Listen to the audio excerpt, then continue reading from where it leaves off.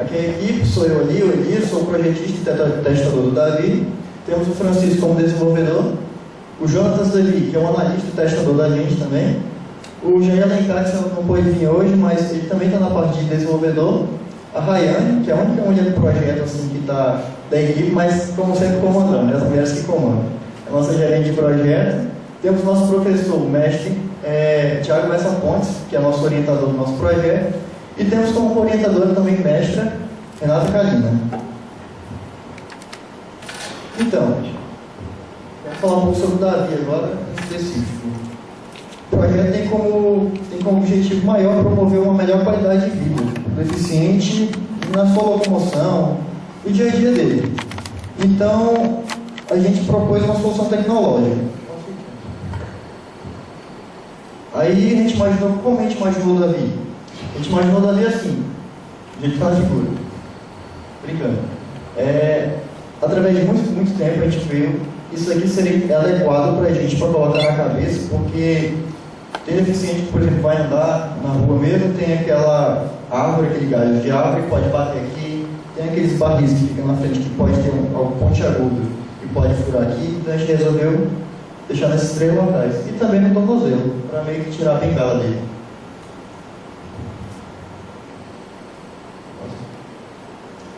Aí o nosso levantamento de requisitos foi através de estudos bibliográficos. A gente pesquisou muito sobre as deficiências, o que já tinha para os deficientes, e a gente aprimorou com as entrevistas com os deficientes. Ou seja, a gente pegou, olhou tudo aquilo, resolveu fazer algo diferente do que já tinha inventado, e a gente foi só aprimorando o dispositivo com os deficientes.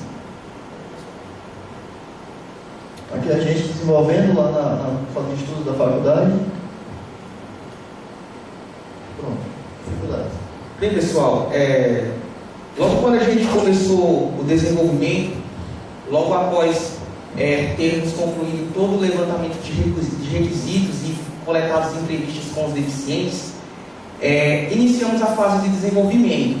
E durante essa fase de desenvolvimento, logo no início de cara, a gente surgiu várias dificuldades, certo? E a gente pode destacar algumas, como multiprocessamento. A gente escolheu uma tecnologia Arduino, e Arduino não tem multiprocessamento, certo? E aí, a gente necessita de multiprocessamento para o nosso dispositivo.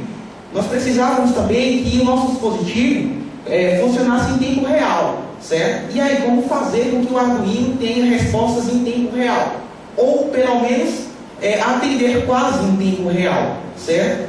E também dar credibilidade a esse dispositivo, também dar credibilidade à nossa equipe, e construir um dispositivo com baixo custo, certo?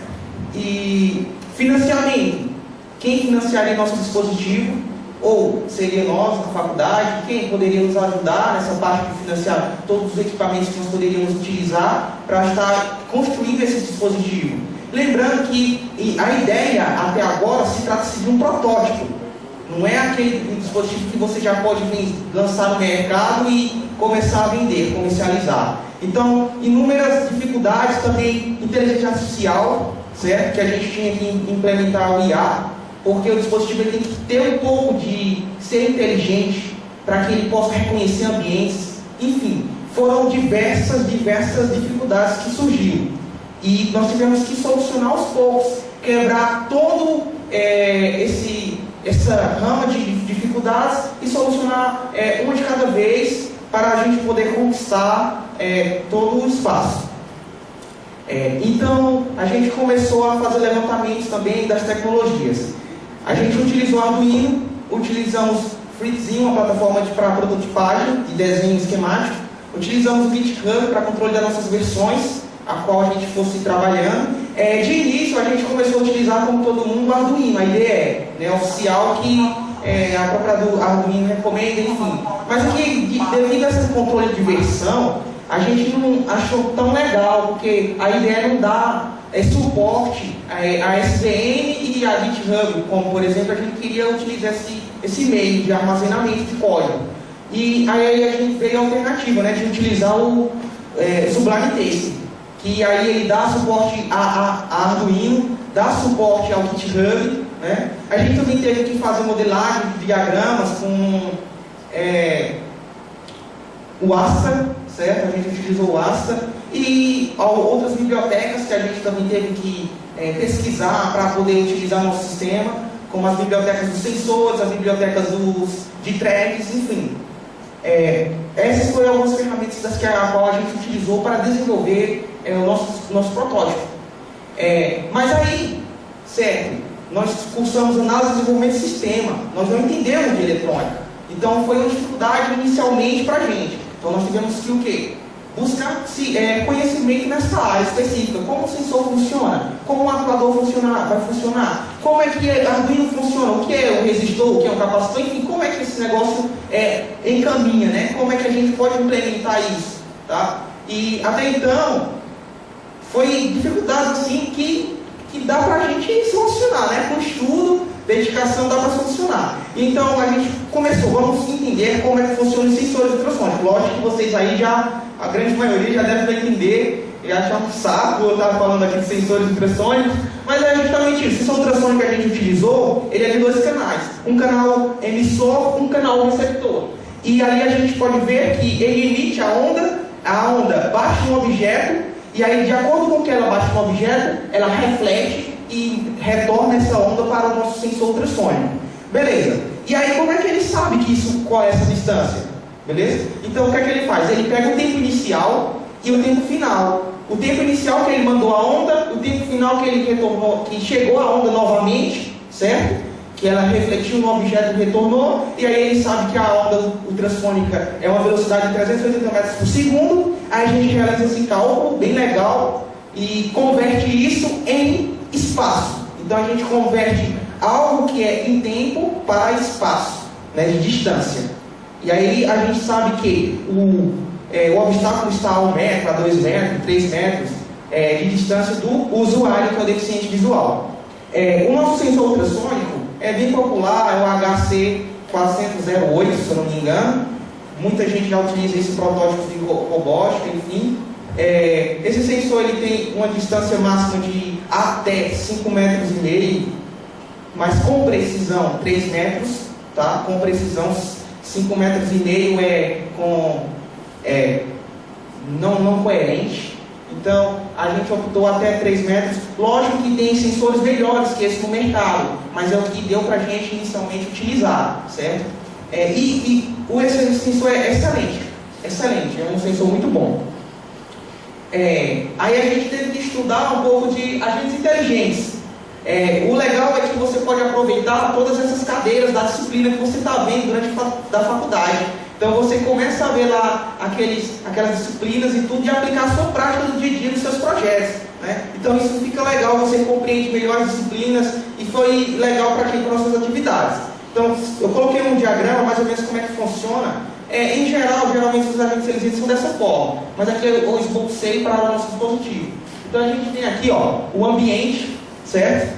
Aí o que é que acontece? Esse ambiente, a gente coleta informações sobre ele, no caso, distância de obstáculos que existem no ambiente.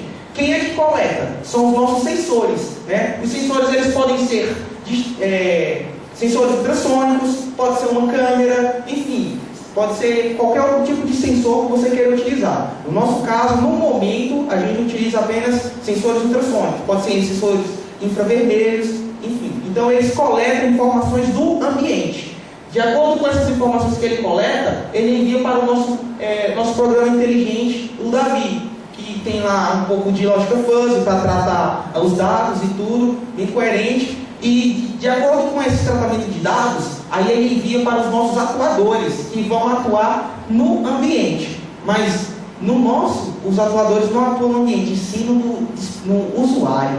Aí o usuário é que vai atuar no ambiente, de acordo com o que ele se proporcionar, com as informações que ele identificar com os atuadores. Então, como é que funciona? Sensores capturam os obstáculos, podem ser obstáculos em movimento ou obstáculos fixos, e o que ocorre? Detecta os obstáculos lá, a distância, calcula legalzinho e envia para o motor vibratório, que é o nosso atuador. De acordo com a distância, aí ele dá aquele sinal de intensidade.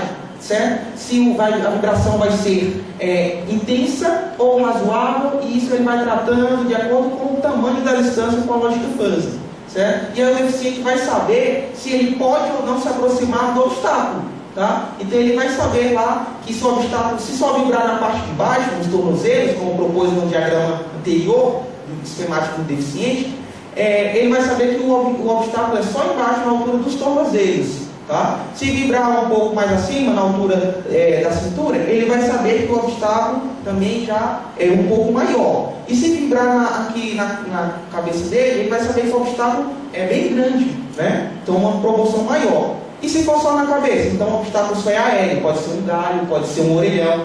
Então pode ser, né? Tem essa questão, pode ser. Não quer dizer que é, mas que existe lá um obstáculo, que o sensor está informando. Pode ser uma pessoa. Então, quer dizer que os sensores só diz que existe um obstáculo lá, mas não diz a natureza desse obstáculo. É verdade. Enfim, no momento, nossos sensores só dizem isso, no momento. Beleza. De acordo com todas as nossas dificuldades e nossos estudos, nós fomos desenhar como seria as disposições esquemáticas dos nossos sensores. Então a gente pode ver lá 4 sensores ultrassônicos que a gente utiliza. A gente utiliza um SPIC para alerta sonoro também ao deficiente. Por exemplo, o alerta sonoro de quando o sistema inicializa. Quando inicializamos o sistema, ele dá um bip para informar ao deficiente que o sistema iniciou e está operante, certo? E quando a bateria está descarregando, ele dá vários bips, long, com na realidade uma tonalidade diferente, para informar que a bateria está descarregando e precisa recarregar ou substituir aquela bateria para ele continuar utilizando o dispositivo. Ali são os vibradores, a gente utilizou ali na protoboard, a bateria e um botãozinho para ligar e desligar o nosso sistema. Então ele é bem prático, né? Ele é um sistema bem complexo. A gente utiliza o Arduino Uno M3 e ficou nessa ideia. Então a partir disso aqui foi que a gente construiu o nosso protótipo. E aí ao fim de tudo veio mais ou menos isso aqui, tá? Vários sensores, 4 sensores, a caixinha que comporta a placa Arduino, porque não poderia ficar aquela placa solta aqui, cheia de fio lá fora, tinha que ter uma caixinha bonitinha lá para ele colocar na cintura. Então foi a ideia que a gente teve inicial do protótipo, né? Lembrando agora, vou falar um pouco das dificuldades, mas foi da parte de desenvolvimento do software. Porque, como eu falei anteriormente, o Arduino ele não tem multiprocessamento. Então a gente teve que simular a ideia de multiprocessamento para Arduino. Como? A gente implementou uma biblioteca de thread que simula a ideia de thread. Então alterna esses sensores ultrassônicos. Porque, por exemplo, quem já fez algum sistemazinho com sensores ultrassônicos com Arduino, percebe que o quê? Esses sensores ultrassônicos têm algumas falhas, como por exemplo, se ele não captar a distância máxima que ele foi programado, por exemplo, o sensor tem uma distância máxima de 5 metros, mas se não tiver nada a 5 metros dele, ele vai ficar lá lendo, e a leitura da minha bateria, quem vai fazer? Por causa do gargalo que ficou lá no sensor, esperando retorno, na verdade, retorno. Ficou o gargalo, né? Então, e os outros sensores que eu estou lá? Vai ficar embancado no 1, porque ele não vai ficar querendo uma resposta. Enquanto essa resposta não chegar, ele vai ficar lendo, e os outros vão ficar lá ocioso, né? Então, isso é interessante. Todos os dispositivos têm que funcionar paralelamente, independente de um danificar ou não. Então, com a ideia de simular uma thread, o que é que acontece? A cada 33 milissegundos, cada sensor está fazendo uma leitura. Tá? Então, em torno de 1 segundo, cada sensor realiza 6 leituras. Então, é bem legal. A gente consegue isso o quê? Tempo real. Então, não tem aquela falha de se esperar o sensor fazer leitura. Se esse sensor da minha perna direita não realizar a leitura, beleza, passa para o próximo e o outro vai suprir a necessidade, e assim sucessivamente, para que o sistema não tenha tanta falha. Então, é muito complexo você querer construir tempo real esses dispositivos, porque você requer muito teste. Mas o interessante é que deu para sair com tudo isso. E também a questão de implementar a lógica fuzzy para tratamento. Bom, a gente pode ver que a gente utilizou os 4 sensores aí, tem a caixinha ali de acrílico que a gente pegou também, a gente tirou junto com o kit, a gente meio que deu uma de design aqui para deixar um produto comercial. Também a gente fez curso de corte e costura, como vocês podem ver, a gente pegou o velcro ali, a gente cortou, foi bem legal. A gente utilizou também fios de mouse, colocamos um fixo isolante para não ficar muitos fios soltos também. Fizemos também um manual de instruções para o acompanhante do deficiente e também tem um manual em braille para o deficiente também, para ele saber como é que manuseia o aparelho, se caso ele esteja sozinho.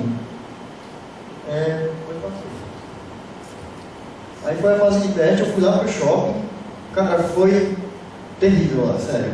Porque assim, quando eu cheguei lá, que eu coloquei o dispositivo, a segurança já veio atrás de mim lá. Falei, vai para a segurança lá que você não pode fazer isso aqui não. A questão da cultura digital, né? Na nossa cidade, na nossa localização, a cultura deles. Então eles ignoraram quando vê algo diferente, ou o que é isso? É um homem-bomba? Né? Então eles falaram pra mim, né? Falaram que me chamaram de homem-bomba, olha aí, não pode fazer esse negócio, né? Se é bom, isso é o quê? Eu falei, não, isso é um dispositivo que a gente fez e tudo mais, e pediram uma declaração da faculdade, blá blá blá. Aí a gente pegou e entrou em acordo lá com eles, até que eles deixaram a gente utilizar dentro do shopping, fazer um vídeo, fazer um teste lá dentro do shopping para ver se estava prestando mesmo, né?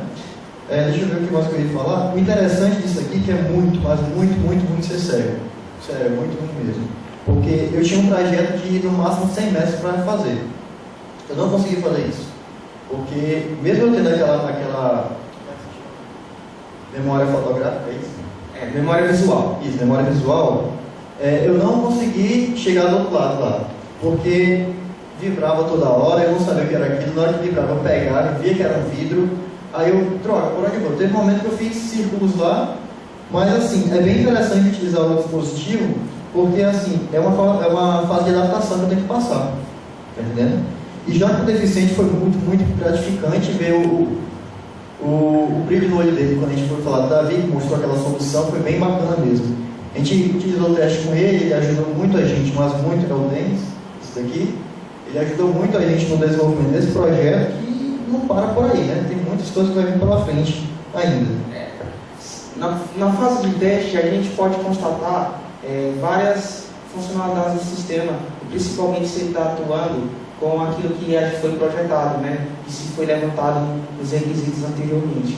Então, é interessante ressaltar que o nosso dispositivo ele não funciona em salas isoladas, com isolamento acústico. Por quê? Porque a onda bate e ela ecoa, ela se propaga naquele isolamento. Então, ela não funciona, tá? Em isolamento de salas com isolamento acústico. Então, não é recomendado nosso dispositivo ser utilizado nesse tipo de ambiente. E outros tipos de ambientes que tenham eletromagnetismo, enfim, não sofre interferência. Tá? Só sofre interferência, talvez, em extremo vento, né? Porque como ele é uma onda que ecoa e tem muita sensibilidade a essa onda, então o que é que ocorre? Quando se for um extremo vento, né, uma rajada de vento muito forte, pode dar um alerta falso. Né? Então, depende muito da região onde você vai utilizar o dispositivo. É limitação do próprio sensor, é isso? É limitação do próprio sensor. Inclusive, é interessante utilizar sensores infravermelho para utilizar na precisão disso. Tá? Durante a fase de desenvolvimento com o deficiente, o Denis, esse aqui, da minha esquerda, isso. Ele propôs também as disposições dos sensores do corpo do deficiente. Ele que disse se a localização está legal ou se não está legal. E também a gente fez as avaliações junto com os fisioterapeutas, né, que sabem a questão onde se colocar ou não o projeto, né, o sensor, porque pode incomodar ou prender uma artéria, sei lá, algo do tipo.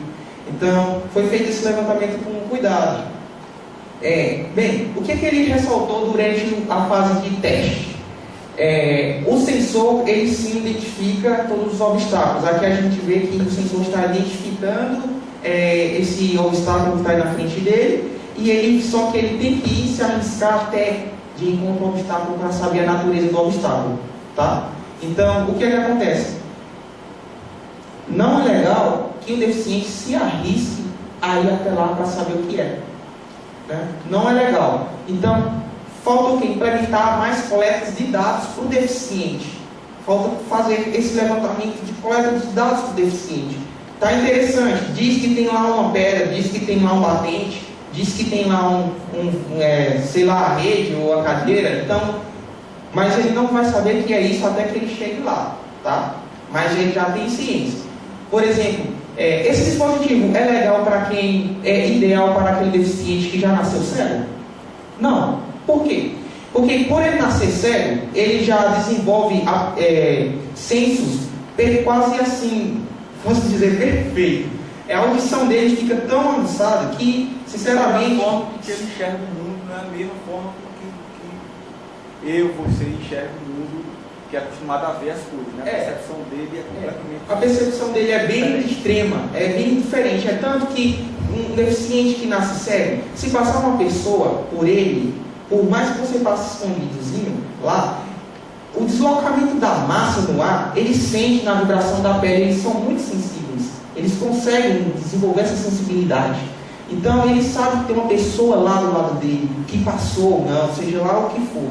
Ele sabe, ele consegue ter uma audição super, vamos dizer, ultrassônica. A audição deles são muito boas.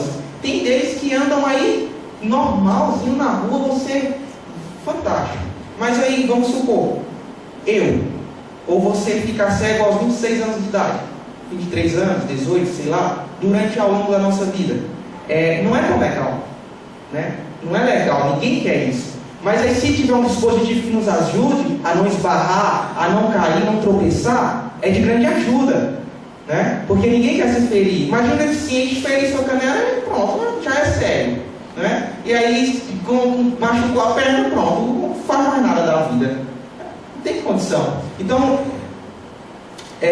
isso é muito esse produto vai ficar muito legal, esse protótipo vai ficar muito legal nessa questão de ajuda ao deficiente visual.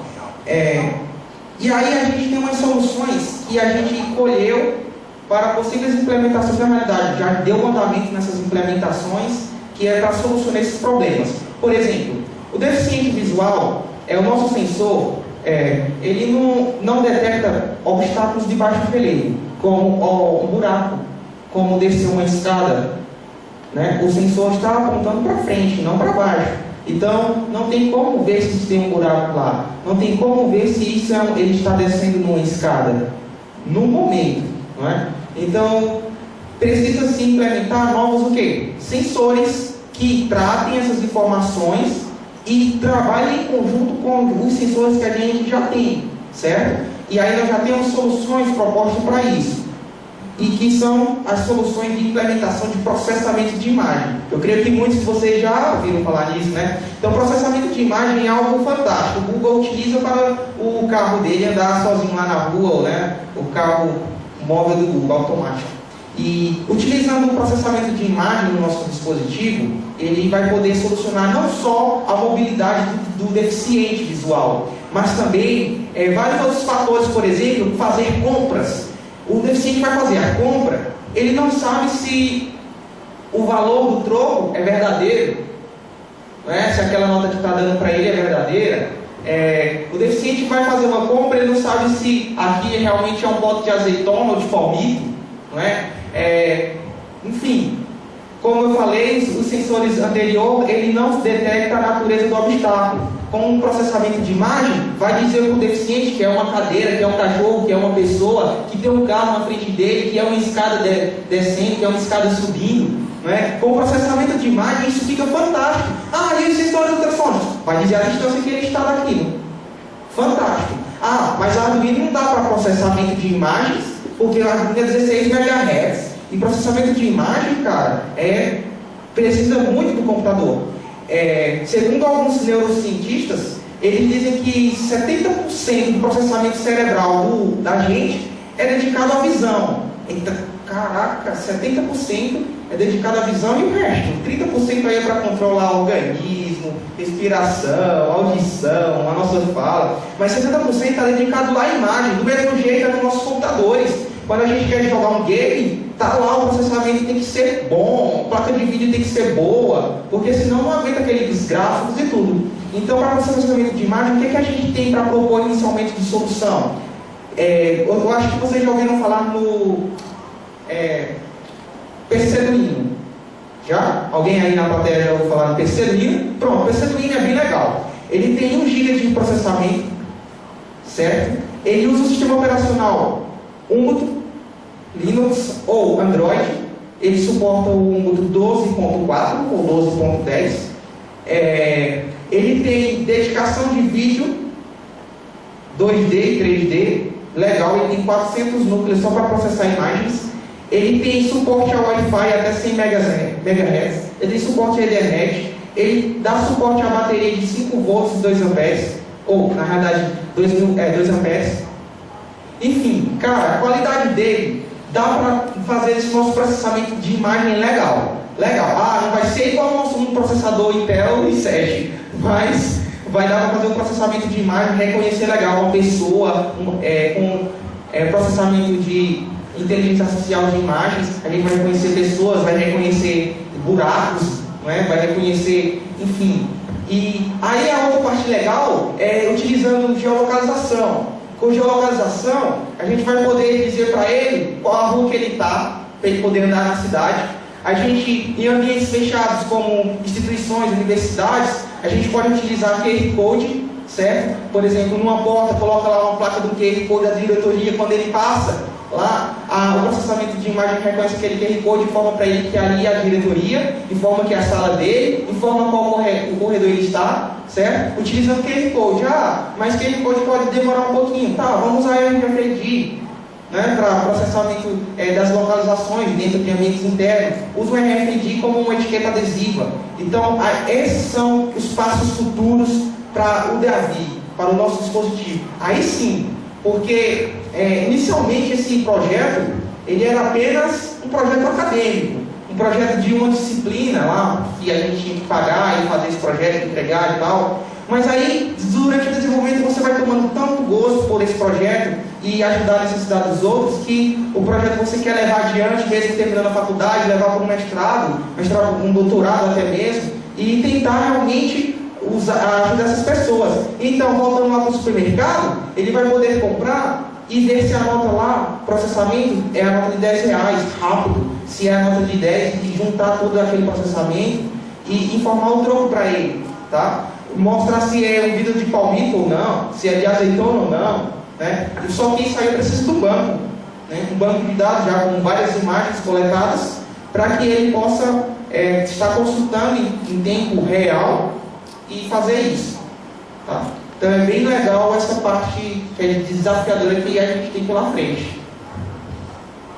Nossas referências não são, para essa apresentação foram poucas, mas quer saber mais? Entre no nosso site clubedosgeekers.com.br/Davi e tem lá bastante coisa relacionada ao nosso projeto, tá? Esse site Clube dos Geekers é um site que a gente propôs para divulgar tudo aquilo que a gente tem aprendido durante nossa vida acadêmica, auxiliar os demais que estão iniciando e até mesmo estão já dando andamento. Então nós temos lá postagens, fóruns, videoaulas, e a gente tenta ajudar o máximo possível as pessoas e que elas também, a gente tem aquela troca, né, de aprendizado, isso é bem legal.